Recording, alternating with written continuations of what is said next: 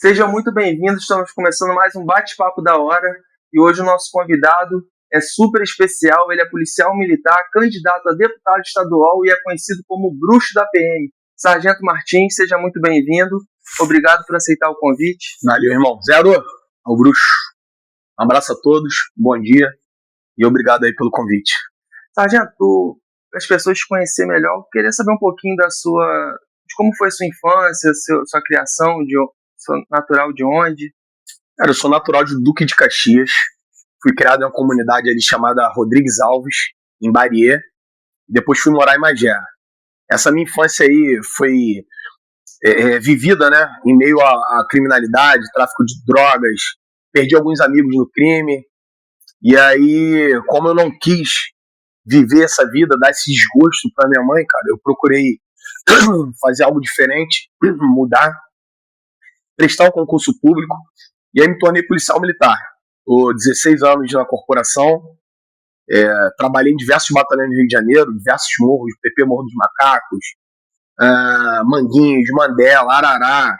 Aí apoiei o Complexo do Alemão, Jacarezinho, Morro da Mangueira, incursionei em todas essas favelas e graças a Deus, Deus sempre me manteve, sempre saí ileso aí, né, em meio a tanta guerra, tantos amigos baleados, tantos amigos que eu perdi também. Deus me manteve. E nesses 16 anos de polícia, teve alguma operação que mexeu contigo assim, que ficou marcado de alguma forma? Diversas operações. A principal em Manguinhos, né, que eu sempre falo que o capitão foi baleado do nosso lado. A gente teve uma troca de tiro intensa ali, ficou mais ou menos umas 4 horas ali naquele vai e vem, aquele confronto até a chegada do BOPE. Né, o nosso companheiro Oliveira conseguiu salvar a vida do capitão, fazendo um torniquete, amarrando ali a perna dele. Então isso aí marcou bastante. Tiveram outras guerras também, uma no Morro dos Macacos, onde a nossa base foi atacada. A gente teve que... Alguns policiais ficaram deitados na base, a gente teve que se abrigar atrás de uma árvore e ficar revidando ali a justa agressão com 762. Então foi um confronto bem intenso também ali no Morro dos Macacos que a gente teve. E apoio também ao Jacarezinho, por bala voou firme no Jacarezinho, container queimado, vias fechadas. Então isso aí marcou bastante a nossa vida. E esse apelido de bruxo? De onde que surgiu? Patamo do bruxo? Cara, eu sempre fui fã do Ronaldinho Gaúcho, né, cara? O apelido hoje de bruxo é porque eu sou muito fã do bruxo. Eu tenho um grande sonho de conhecer o Ronaldinho Gaúcho. E aí eu também sempre joguei futebol, né? Até jogo bem futebol, sempre vivi no mundo da bola. E sempre chamei a galera de bruxo. Pô, qual é bruxo? Vamos jogar hoje? Bruxo, bruxo. Quando eu fui pro 5º batalhão onde eu trabalhei, a gente formou um patamo. E ele foi conhecido como Patamo dos Bruxos, porque eu chamava a galera de bruxo. Sim. Bruxo, a gente vai operar onde? O bruxo, a gente vai pra onde hoje? Foi pegando, acabou ficando, né, esse apelido de bruxo. Assim, a gente fala muito de religião, né, cara? Bruxo, tem gente que não entende, mas eu sou devoto de Jesus Cristo, sou temente a Deus, né? Não tem nada a ver com bruxaria, respeitando todas as religiões, claro, mas não tem nada a ver com bruxaria, a gente costuma falar que é o bruxo do bem, né? Sim. Para a sociedade, e aí acabou pegando, cara, e eu vou carregando esse apelido aí de bruxo. Sobre o golpe da OLX, como que foi, como que surgiu? Cara, então, eu surgi na internet realmente quando aconteceu esse golpe do OLX. Os caras pegaram minha foto, colocaram na OLX, começaram a vender uma moto, passando por mim, e aí um seguidor descobriu, me mandou, eu fiz contato com os caras, marquei com os caras lá em Anchieta. Chegando lá, eu consegui desvendar o mistério. Os caras, quando viram que era eu, né, o cara da foto, eles apareceram e houve aquela troca de tiros, né, eu consegui balear um, prender um, o outro lá desapareceu, fugiu baleado, não sei que fim levou. Sim. E aí eu consegui resolver esse problema, não aconselho a ninguém a fazer isso, aí eu fiz, mas foi uma situação que me incomodou muito, né, as pessoas falam até que eu sou maluco, que eu fui lá e marquei com os caras, fui sozinho, cheguei lá, balei todo mundo. Não é uma coisa de Rambo, de maluco, mas era a minha índole, né? A minha farda, a minha profissão, a minha vida, né? A minha vida que estava em jogo ali. Depois que acontecesse algo de ruim, né? Eles marcassem com a vítima, sequestrassem, roubassem, ia aparecer na televisão como se fosse eu, aí eu ia ser preso até eu me explicar. Então eu preferi ir lá e resolver o problema. Fui lá e arrebentei todo mundo na bala. Recentemente teve um outro golpe, né, que tentaram aplicar com seu nome. Cara, esses caras vivem insistindo, cara. Tem uns caras que eles flertam com a morte, costumo dizer assim. Aí eu fui lá na delegacia mais uma vez, fiz um registro de ocorrência. Os caras estavam vendendo um carro e a gente conseguiu descobrir que era alguém da Barbuda, em Magé. E depois outro endereço constou em Itaboraí. Aí consegui passar para a Polícia Civil, para a P2. E nas investigações estão rolando ainda, né? Acho que eles já tiraram a minha foto, já não querem mais aplicar esse golpe. Descobriram que eles sabem que eu vou correr atrás, então eles não estão fazendo mais. Sim. Um vídeo que viralizou recentemente é o Vai Roncar Pra Mim. Vai roncar pra mim, cara. Os caras estão com uma mania lá em Piabetá, um bairro de Magé, de furtar moto, furtar casa, roubar moto. E aí a gente recebeu a informação que eles estariam num bar. A minha guarnição procedeu até esse bar. Quando a gente chegou lá, tinham cerca de 3 nacionais lá, uma menina.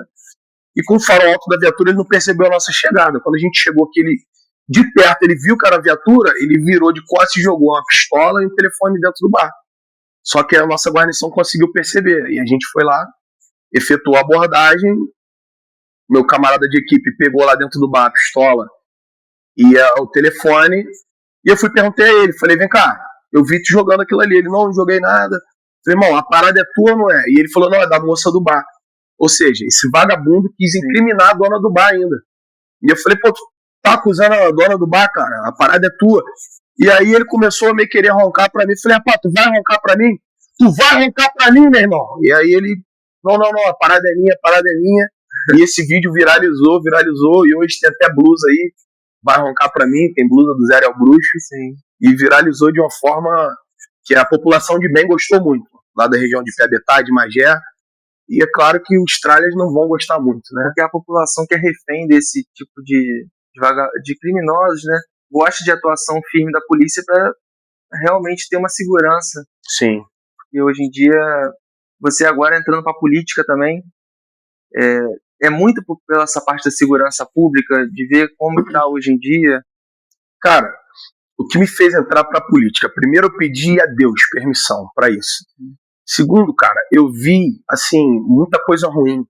Eu vejo deputados estaduais na LERJ se envolvendo com facções criminosas, colocando facções criminosas dentro da Assembleia Legislativa. Isso me revolta. Imagina a população. Cara, eu vejo diversas cidades, vereadores que não fiscalizam os prefeitos. Isso é inadmissível. É por isso que o município, que a cidade não evolui, não cresce. E eu resolvi dar voz, cara, a essa população. Eu resolvi ser a voz dessa população. Eu espero que, assim, eles valorizem, eles entendam que ainda existe esperança, que ainda existe uma opção para que eles possam evoluir, para que eles possam vencer. E eu tenho botado a cara, eu não tenho medo, eu não fico me omitindo, eu vou para dentro do problema, as pessoas me ligam, as pessoas me chamam nas redes sociais. Bruxo, tem como você vir aqui no meu bairro? Sargento, eu tô com um problema aqui no bairro, vem cá, vem ser a nossa voz. E eu tenho ido, cara, isso está me dando muita força.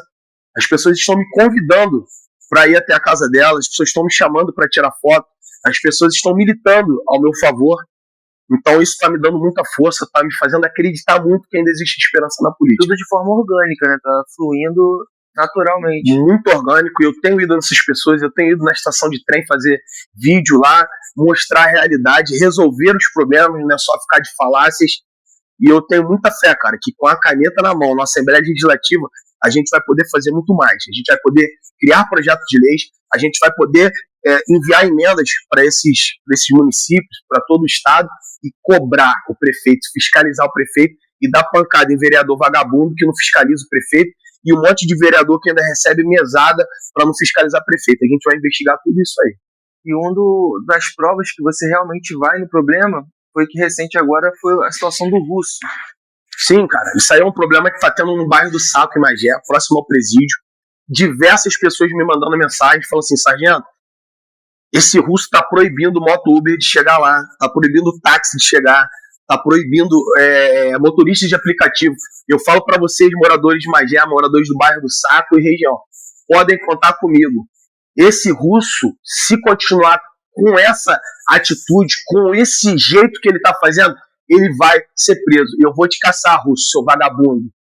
O trabalhador, o cidadão de bem que precisa de trabalhar, de rodar no aplicativo, de rodar num táxi, ele não pode ter o direito dele cerceado, ele não pode ser proibido o direito de ir e vir, o direito dele ganhar um dinheiro honesto, ele não pode.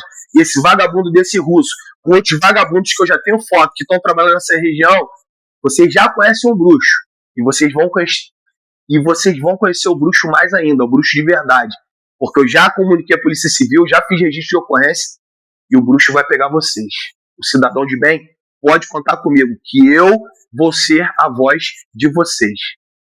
Indo pro lado da política agora, assim, você tem alguma que seja a principal pauta? Fora a segurança pública, todo mundo já sabe, alguma outra pauta que seja seu foco? Sim, eu tenho diversas pautas que a gente precisa trabalhar muito. Veja bem, não são promessas. Eu não estou aqui prometendo que eu vou fazer nada.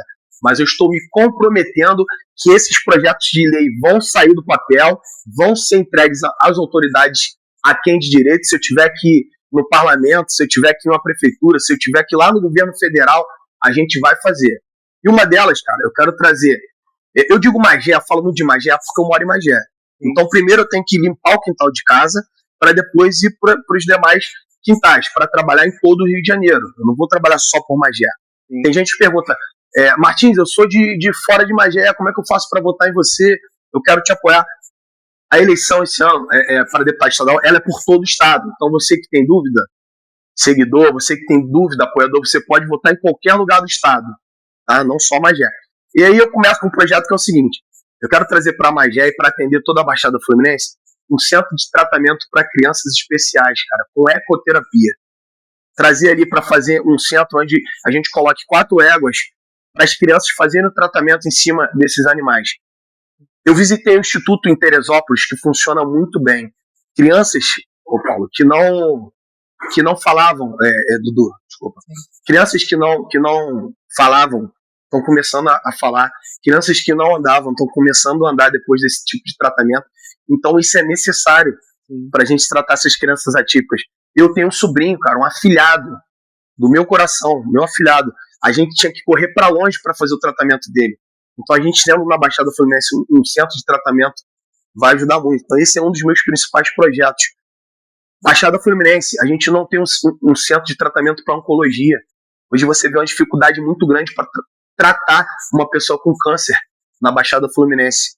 Em todo o Rio de Janeiro, né? É uma demanda muito grande e não tem... Sim, e é caro para quem sofre, para quem tem um parente, para quem tem uma pessoa com câncer, é um tratamento muito caro, é um tratamento muito difícil. E aí a gente vê uma porrada de político roubando, botando dinheiro no bolso, onde poderia estar investindo nisso aí, cara. Eu falo para todo mundo, cara, eu tô entrando pra política, eu não quero saber de sacanagem, eu não quero saber de botar dinheiro no bolso. Amanhã a gente morre, fica tudo aí, irmão. Pra onde a gente vai, a gente não leva dinheiro, a gente não leva roupa cara, a gente não leva nada, cara. E aí por que esses políticos não investem na saúde da população, cara? O popular de bem, ele precisa disso. E aí, irmão, esses são uns projetos que eu falo assim, na área da saúde. Eu falo projetos para os jovens. Eu não quero enfrentar um jovem na ponta de um fuzil. Eu quero ver um jovem bem instruído, porque ele é o meu futuro, ele é o teu futuro, ele é o futuro da nossa sociedade. Então a gente tem que ter implantado dentro das comunidades uns projetos de jiu-jitsu, um projeto de balé, uma escola integral, uma escola cívico-militar, para que a gente tire o tempo ocioso desses jovens. O jovem, quando ele não está... A gente fala que a mente vazia é a oficina do cão. Então, quando você pega e tira o tempo vazio desse jovem, você coloca ele estudando de manhã, ele fazendo um curso técnico à tarde, um projeto social, à noite ele só tem tempo para a família, cara. E com o incentivo do governo para esse jovem poder levar um alimento para dentro de casa. Cara, isso aí é super importante para que a gente não tenha um jovem demandando para o tráfico. Se você não tiver um projeto desse, você vai ter um jovem o dia inteiro na rua. Sim. E aí o dia inteiro na rua, ele vai andar com um garoto ali que está oferecendo uma maconha, está oferecendo uma cocaína, que está oferecendo ele trabalhar na boca de fumo para ganhar um dinheirinho. E aí esse jovem vai indo embora, daqui a pouco você perdeu esse jovem para o tráfico. E aí eu não tenho esse jovem formado, eu tenho ele com um fuzil e uma pistola na mão, e os meus companheiros de guarnição vamos ter que estar enfrentando esse garoto na ponta de fuzil. E aí a mãe, ao invés de ter orgulho de um filho formado, ela vai ter a tristeza de ter um filho morto. E não é falta de orçamento, né? Porque os deputados têm, é falta mesmo de querer, de vontade de fazer acontecer, né? Cara, é falta de querer e é falta de uma batida mais dura em cima dessa corrupção, cara. É muita corrupção no Estado, infelizmente. Então, uma verba que seria destinada, por exemplo, eu fiz um vídeo essa semana falando de uma praça pública que não foi feita em um determinado bairro. Foi liberado o orçamento, foi enviado a verba, foi feito o projeto de lei, mas a praça não foi construída. Poderia ter ali um campo de grama sintética para as crianças jogarem futebol, um parquinho para as crianças brincarem, né, um projeto ali ao ar livre, onde um professor vai estar dando aula ali de dança, seja lá o que for, mas o dinheiro foi investido e o projeto não foi feito. Para onde foi esse dinheiro? Equipamento para melhor idade também, né? Equipamento para os idosos ali, para ficarem naquela praça. Mas cadê esse dinheiro? Não foi feito o projeto e o dinheiro sumiu. Eu tenho um grande projeto, cara. Eu tenho um grande projeto. Os profissionais da segurança privada, isso é uma prioridade minha. O VIG, o segurança de banco, o segurança de carro forte, o segurança de shopping, de balada, de condomínio, esses caras têm que ser valorizados. Primeiro, aumentar o vale alimentação deles, aumentar o vale transporte e liberar o porte de arma. O cidadão de bem tem que ter o porte de arma, ele tem que ter, porque a criminalidade está aumentando, a criminalidade está crescendo, e aí o vagabundo ele tem a arma da maior alta periculosidade. O vagabundo ele tem uma arma, um poderio bélico gigante. Por que o cidadão de bem ele não pode ter o seu porte de arma?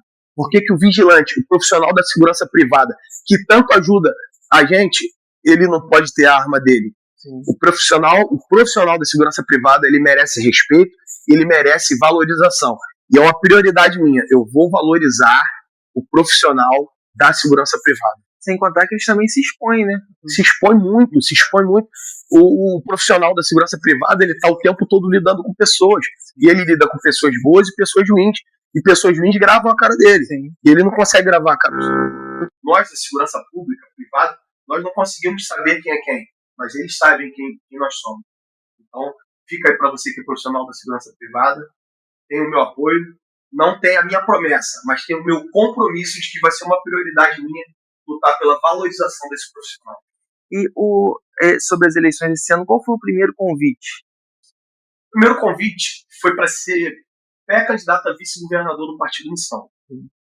E aí aconteceram algumas coisas dentro do próprio partido.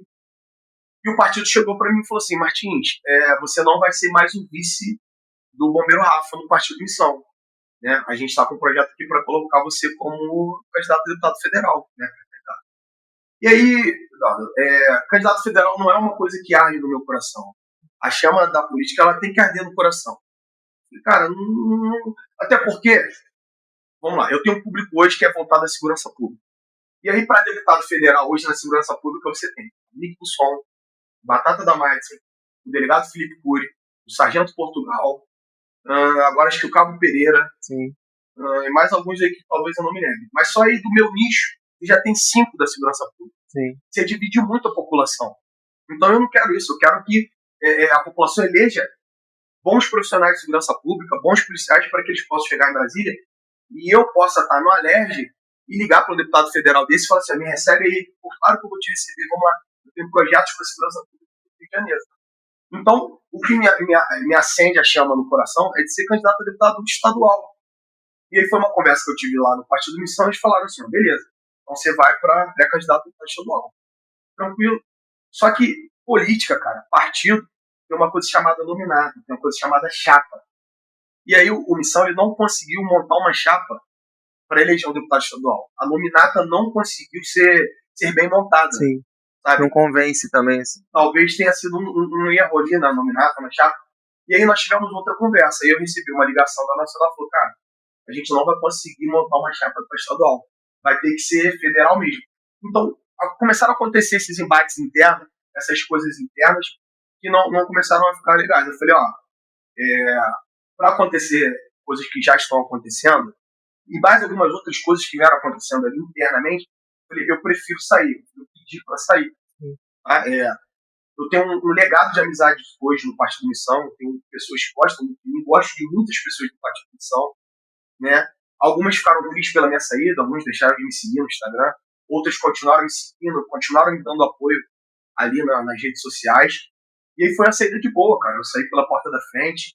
tenho um carinho muito grande ali, torço muito pelo Bombeiro Rafa, que é um amigaço que eu fiz ali. E aí agora o Partido Missão ele mudou de novo. Sim. Ele tirou o Bombeiro Rafa de candidato a governador, colocou o Coronel Busnello e colocou o Bombeiro Rafa de vice. Sabe? Então foram umas coisas que foram mudando que não me deixou bem. E aí eu pedi para sair, recebi um convite do Partido Agir, né? Sou muito grato ao Partido Agir pelo convite. Conversei lá no Partido Agir e consolidei a minha candidatura no Partido Agir, que é o Partido 6. E hoje eu sou candidato a deputado estadual pelo Partido Agir. E é inclusive um partido que tem uma pauta que é sua prioridade também, que é a inclusão, né? Sim, o Partido Agir tem uma pauta da inclusão, tem uma pauta muito boa que é da segurança pública, inclusive tem diversos militares no partido, tem bombeiro, tem policial. Então foi um partido que me alegrou muito e tem a possibilidade hoje de eleger 3 deputados estaduais, né? Sim, muita gente não entende, veio de fora, saiu do Missão, traiu, mas existe também a sobrevivência partidária. Sim. Você precisa ter uma nominato que vai te dar uma expectativa de poder entrar, saber que vai fazer vaga, vai fazer eleger deputados. Exatamente. E aí, cara, é uma escolha, cara. É uma escolha. O meu trato com o Partido Missão, eu cumpri certinho. Eu sou um cara que só apertar a mão, vou até o final. Sim. E qual era o meu trato com o Partido Missão? Vice-governador. Sim. Fui cumprindo até o final, palestrei, gravei vídeo, fui em encontros. Quando chegou num determinado momento, falaram assim para mim, você não é mais o vice do partido. Eu acredito que ali o meu trato acabou. Então, eu não descumpri em nenhum momento, fui até o final. E a vida é feita de escolhas, né, cara? E todos nós temos o direito de escolher. Então eu fiz uma escolha de sair, o partido fez a escolha dele de mudar lá algumas coisas, trocar o vice, trocar o candidato, trocar da kit. Inclusive, eu acredito que o Missão não vai nem colocar nominado para deputado estadual. Tá? Vai focar no federal e no governo. A de estadual vai colocar só a de federal e a de governador no Rio. Então, foi uma saída, acredito eu, que tranquila, né, com um legado de amigos. E estou muito tranquilo quanto a isso. Sargento, sobre o preso, a pessoa que está presa, você tem algum projeto relacionado a... Tem. Para toda a população do Brasil e do Rio de Janeiro aqui principalmente. O preso tem que trabalhar para pagar o prejuízo que ele causa à vítima. Vou te dar um exemplo. O cara roubou a tua moto, você está pagando a moto em 48 vezes. Ele foi preso. Lá no RO que foi ele, tudo certinho. Ele vai ter que trabalhar lá dentro para você ser ressarcido pelo seu prejuízo. Você não tem que ficar pagando a tua moto 48 vezes sem ter o teu bem. Ou você é ressarcido com o teu bem de volta, ou ele vai ter que trabalhar lá dentro para ressarcir o teu prejuízo. Ou seja, todos os presos não tem que ser uma mordomia. É claro que, eu falo muito sobre isso, precisa-se de uma reestruturação nos presídios. O cara não tem que ser tratado como bicho, tem que ser tratado como ser humano. Tem que ter a cela dele ali decente, a galeria decente, e aí que ele possa trabalhar ali dentro, não pode ser um mar de rosa, ele vai ter que trabalhar o tempo que ele estiver preso para ele ressarcir o prejuízo da vítima. É claro que, com muitos direitos humanos, ele tem que ter uma boa alimentação, ele tem que ter um lugar decente para ele ficar ali dentro, mas com regras, e regras bem cobradas. Ele tem que trabalhar ali dentro, ele tem que ralar, ele tem que ficar ali até ele pagar o prejuízo da vítima. Não pode ser um albergue, não pode ser um spa. Ele tem que viver sobre regras ali, regra para comer, regra, hora para deitar, hora de trabalhar, o tempo todo. Lembrando bem, com direitos humanos. Se a gente fala que não é, beleza. E um tratamento mais firme com o preso com crimes hediondos. Porque, meu camarada, um cara que estupra uma criancinha, prisão perpétua, castração química, cadeira elétrica, não tem jeito. O cara que comete um latrocínio, que ele mata um pai de família na frente da família ali para roubar um bem, ele tem que estar preso eternamente. Esse cara não pode sair, não pode se ressocializar. Então, assim, penas bem mais duras para os crimes hediondos e uma pena mais branda, mas porém bem cobrada, com o cara trabalhando para pagar o prejuízo da vítima. Esse é um projeto importantíssimo. E recentemente você fez uma batida numa estação de trem. Sim, e é um projeto importante para acabar com a cracolândia que tem sido feita dentro das estações de trem. Isso tem sido um grande problema em diversos bairros, em diversos municípios do estado do Rio de Janeiro. Os caras vão para ali, eles usam a droga, depois eles saem, eles assaltam pessoas na rua, eles furtam o comércio, eles arrombam lá as lojas e dão um prejuízo enorme no comerciante, dão um prejuízo no morador, dão um prejuízo na população. E eu tenho um projeto bacana que é o seguinte: por que não coloca o trem elétrico? Vou te dar um exemplo da Baixada Fluminense. Trem elétrico de Saracuruna a Raiz da Serra. Vai pegar ali, Saracuruna, Parada Morabi, Imbaiê, Santa Lúcia, Parada Angélica, Piabetá, Fragoso e Raiz da Serra. Trem elétrico. Acabou a Cracolândia, acabou aquela estação ali com um ponto de usuário de droga. Você vai ter a empresa ali, a Trens RJ, com os guardas trabalhando, fiscalizando. E aí você vai ter aquela linha totalmente... Você vai economizar o tempo do trabalhador, você vai economizar o tempo de vida, você vai economizar na passagem, você vai diminuir o tráfego nas vias expressas, a linha vermelha, aquelas linhas de trânsito que tem um engarrafamento horrível ali, na Washington Luiz. Você vai diminuir muito isso, cara. Vai diminuir o estresse do trabalhador. Vai adiantar muito a vida do trabalhador. Com isso aí, o trabalhador comprovado ali, que trabalha honestamente, ele pode até receber um vale-trem, um bolsa-trem, para ajudar ele a pagar esse valor da empresa, esse valor da passagem. E fora até para geração de emprego, que botando para funcionar vai ter mais contratações de guardas da Trens RJ e tudo mais. Quando você faz alguma operação e prende um criminoso, a pessoa não pode ter a imagem divulgada. Você é contra isso? Sou contra. Quando a pessoa é assaltada, ela é exposta. Quando um policial está na rua, ele é exposto. Por que a gente tem uma lei que não pode mostrar o rosto do criminoso? E aí, a gente não pode divulgar o criminoso que assaltou o cidadão de bem? Toda vez que eu prendo alguém, quando eu posto, eu tenho que botar uma tarja no rosto dele, e aí o cidadão de bem fala assim, tem que mostrar o rosto dele. Sargento, mostra o rosto dele. Martins, tem que mostrar pra gente saber quem é. E eu dou razão à população. Tem que mostrar o rosto do vagabundo, sim. Porque se ele tem disposição para ir pra rua para roubar, ele tem que ter disposição para tomar tiro, ele tem que ter disposição para ser preso, tem que ter disposição para ter o rostinho dele exposto, para toda a sociedade saber quem ele é. Porque quando ele pisar de novo num bairro, num shopping, numa rodoviária, num ponto de ônibus, o cidadão de bem já sabe quem é aquele vagabundo ali. Ó. Ah, esse aí é aquele vagabundo que apareceu na internet roubando. Tem que ter lei para poder expor o rosto do vagabundo. E eu vou trabalhar contra essa lei que proíbe de expor o rostinho do ganso, do safado. Ele pode até mudar, mas as pessoas já vão estar com o pé atrás vendo ele na rua. Se ele pintar o cabelinho de louro, de vermelho, se ele fizer aquele cabelinho de cotonete, tampinha de bode, o popular vai saber, o cidadão de bem vai saber quem é esse vagabundo. Sobre o concurso da Polícia Militar, você acha que tem que aumentar o número de vagas? O que você acha que pode melhorar? Cara, eu acho que tem que chamar os excedentes.